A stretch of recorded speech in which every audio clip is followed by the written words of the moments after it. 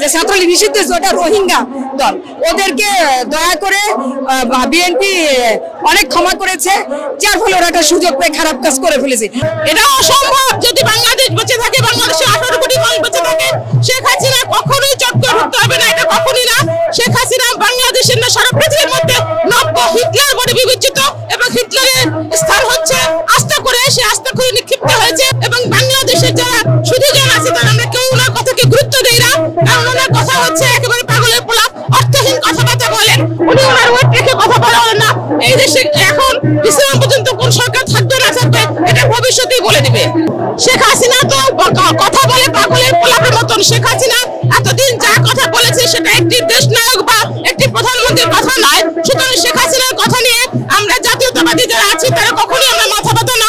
ওই হাসিনা, খুনি হাসিনাই পাকিস্তানের দোসর। খুনি হাসিনার বাবা শেখ মুজিবুর রহমান, সেও পাকিস্তানের দোসর ছিল, কারণ সেও ভুট্টো সাহেবের সাথে হাত মিলাইছিল। বাংলাদেশে 18 কোটি মানুষ এখন বিএনপি, সে এই দেশের লোক না, ইন্ডিয়ান লোক।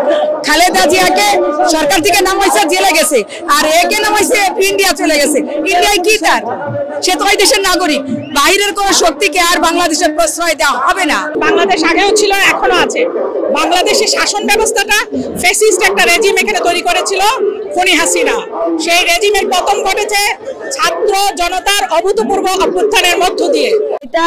এটা আমাদের ভিতরে একটা আতঙ্ক সৃষ্টি করার জন্য, এটা সবাইকে বুঝাচ্ছে যে আওয়ামী লীগ আছে, কিন্তু আওয়ামী লীগ ওরম বলতে নাই। যারা চুটির চাপচা চুমচা এগুলো জাগ্রত করার জন্য এটা এরা মুখে মুখে বলছে, কিন্তু আসলে এটা না। 5ই আগস্টের পরে আমরা সবাই কি বলেছি যে বাংলাদেশ দ্বিতীয়বার স্বাধীন হয়েছে।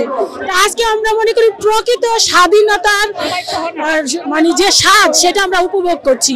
তো স্বাধীনতার স্বাদ যে কতটা মধুর হয় সেটা আমরা এখানে এসে উপলব্ধি করতে পারছি। এটাই হলো আমি এক বাক্যে বলতে পারি।